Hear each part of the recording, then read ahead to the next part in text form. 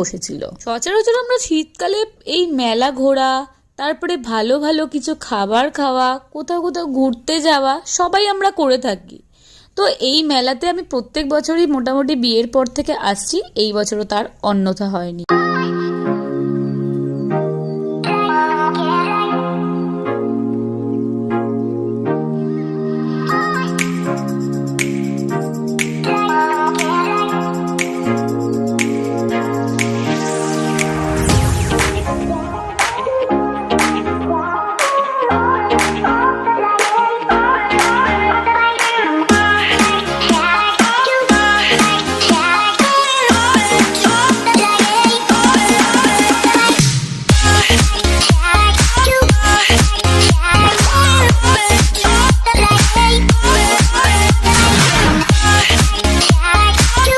মেলা ঘোরা মানে তো একটু টুকটাক কিছু খাওয়া দাওয়া